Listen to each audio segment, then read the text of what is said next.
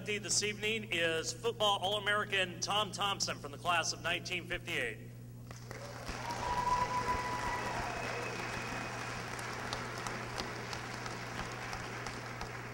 Class of 1959, my apologies. Tom ranks as one of the top offensive linemen in Pacific history. He earned first-team All-Northwest Conference honors as an offensive lineman in both 1957 and 1958, and he was a second-team selection as a sophomore. Tom capped his career with selections to both the Associated Press Little All-Northwest and AP Little All-American teams. He is one of two Pacific football players to have ever been selected to the AP Little All-American team, joining fellow Pacific Hall of Famer Frank Buckowitz. At this time, it is my pleasure to welcome Bob Dixon to the podium to speak about Tom's career. Bob is a member of the class of 1959 as well, and a teammate of Tom's on those Badger football teams.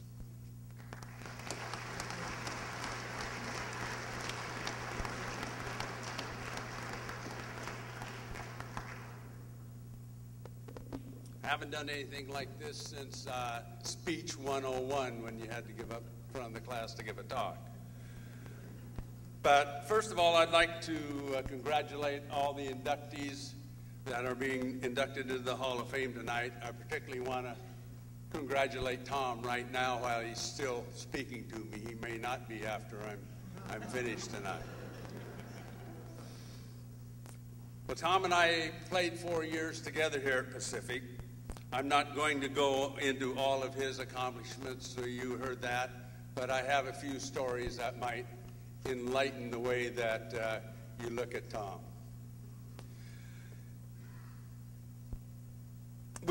I don't know if you really know, if all people know that when Tom and I arrived here, we were the Pacific Badgers. And then a couple of years later, we became the Pacific Boxers. So we were in the transition period here. And Tom just about didn't make it to Pacific. He graduated from Springfield High School, and in the summer, he had a job at a sawmill. He had a very, very important job. He was watching the belt go up to the wigwam burner, and all the scrap wood would go up that belt and fall into the burner and burn up. It wasn't like it is today when they have chippers that chip up all the waste wood and they put it into chipboard. So Tom was watching this belt, making sure all the wood stayed on the belt, nothing happened, didn't clog up.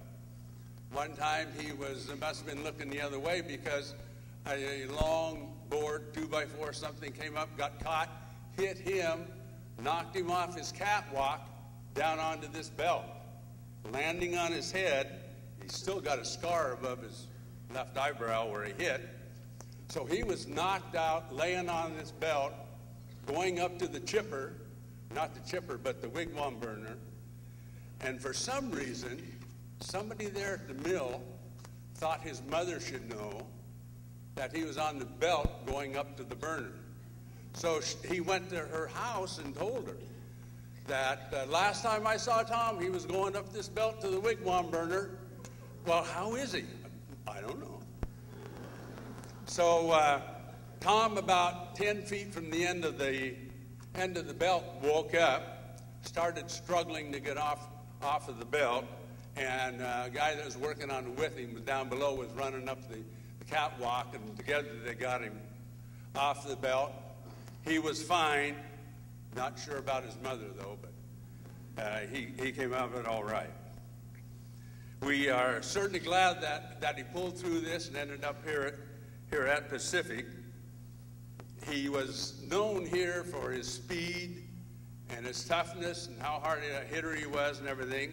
I'm not sure he has carry speed, but he might be a step behind him. But George Hall Chief, the line coach, always talked about Tom and how fast he was, and he said he's faster than half of the backfield that we have here. So after practice one day, he gets Bobby Gatus, probably the fastest kid we had on the team, and him and Tom are going to race. So Chief gets out there and he gets them lined up and said, on your mark, get set, go, and they take off. They're running down there. Of course, Gatus is really fast, and he beat Tom in the race by a little ways, and that was fine. Till about 2 or 3 days later, after practice again, we're kind of out in front of where the old gym was, you could hear Chief say, Dixon and Thompson, get over here. I said, oh no, he's going to make me race him. I can't beat him, he's faster than I am. So I thought of many ways to get out of it. But first thing you know, we're down there in our stance, and the Chief is there saying, get on your mark, get set. When he said get set, I took off.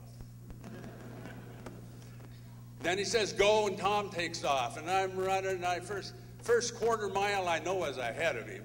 At least it seemed like a quarter mile. And we ran and ran and ran. And then I know Harry, when sometimes he crosses the finish line, puts out his arms, throws out his chest. Well, we got near the end, and I did that. Mainly to hold Tom back. He was catching me. So he was faster, and I got to apologize to Tom. I cheated.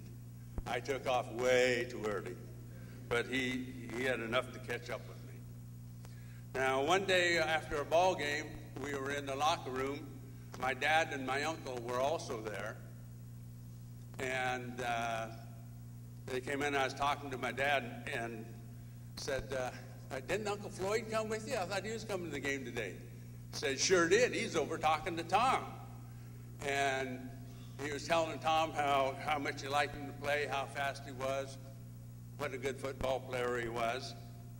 And that's fine. He never did talk to me, though. And then in walks Frank Buckowitz. Frank is a ex-Pacific student, belongs to the Hall of Fame. I think he was coaching football at Seaside at this time. So he comes into the locker room and says, Thompson lost the game for you guys. And the room kind of went, what? How can he say that? He's a great ball player. He stopped him many times. He had more tackles right and left and up the middle. He was making all the tackles. Then Frank says, he made them stop. He stopped their running game. They couldn't run the ball. So what did they do? They pass. I was one of those defensive backs. So I could see them passing it this way, passing it that way, scoring, and they ended up winning the game.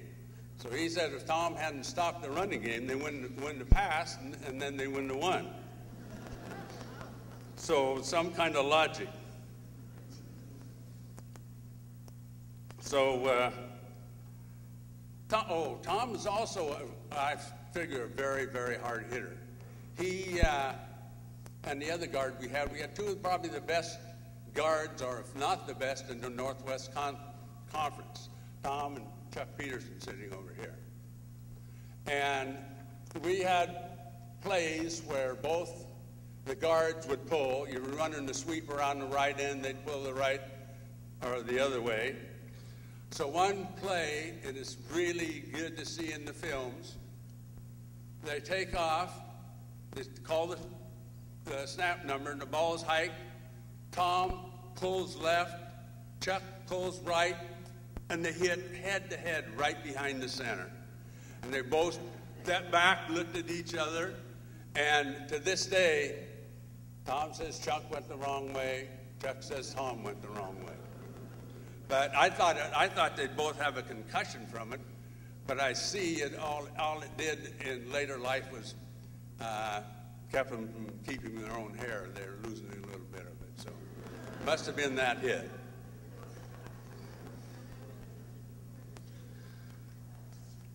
But the main thing, one thing I wanted to tell you about Tom, you heard, some of you people, as you're young, maybe you never heard of the Pittsburgh Steelers and the Immaculate Reception.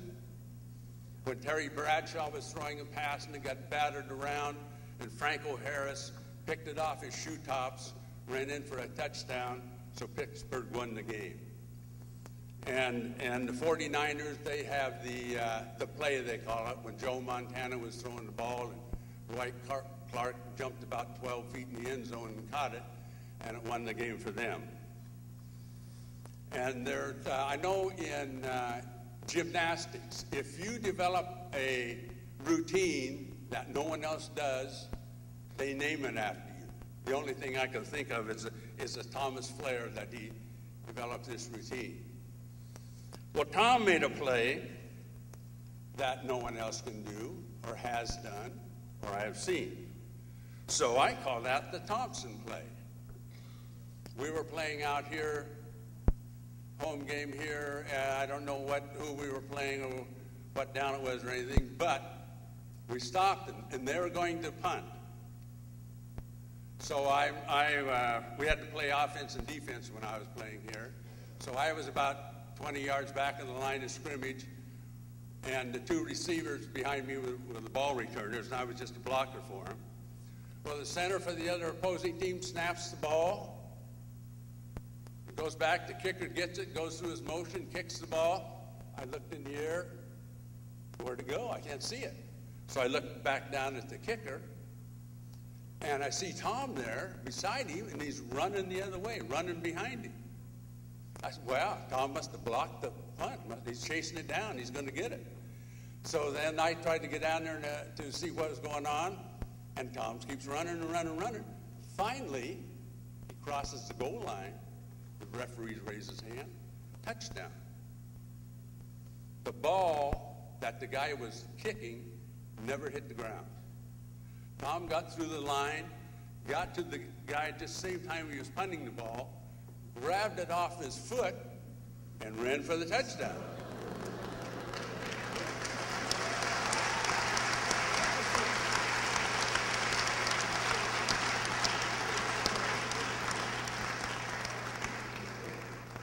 So that's what I call the Thompson play, because I've never heard anybody else doing it. Never heard anybody else tell me that somebody has done that. Now, if you do this once, you might think it's luck. You might think you're just the right place, the right time, got it. You're just lucky. If you do it twice, you know it's skill. And Tom has done it twice. Once in high school, did the same thing, took the punt right off the kicker's foot and scored. Then he does it in college also. So it can't be luck. It's got to be skill. And that's the speed and the skill that Tom showed all the time in football. Great football player, great friend, and Pacific was sure lucky that he went here. Now, Tom is a All-Northwest Conference guard. He's a little All-American guard.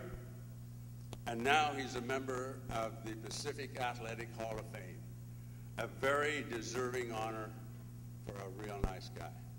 Thank you.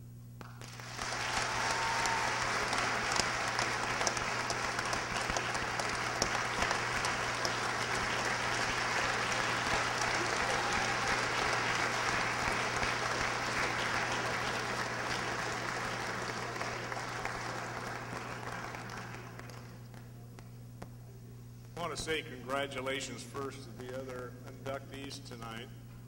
What an honor. Just cannot believe it. And to have my family sitting over here, my wife, my two daughters, their husbands, grandkids, I really think that, you know, that's a heart tapper. I want to say something about Pacific, in that 50 years ago, when I came to school here, what a change is made to this present day. Just cannot believe. You know, there are probably more people in this audience today than there were in our entire student body at that particular time. Seriously. And it really is great to see the university build, not just new buildings, which you've got plenty of around here, but to build their programs, you know, up to where they have some of these health programs. I cannot believe what they've done in a short period of time. 50 years is a short period of time. You'll find out one of these days.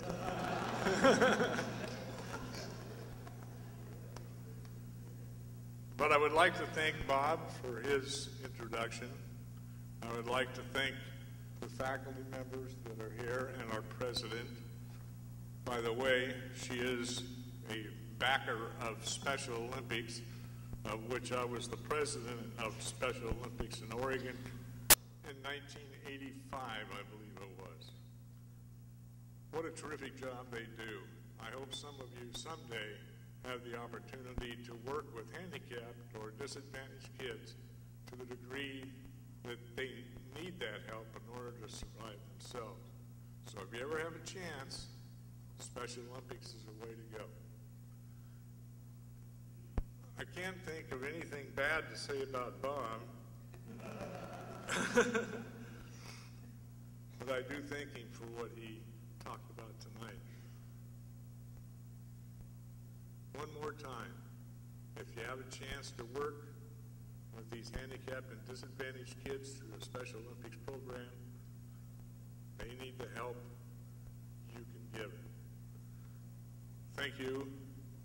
Thank you, everybody, for your help.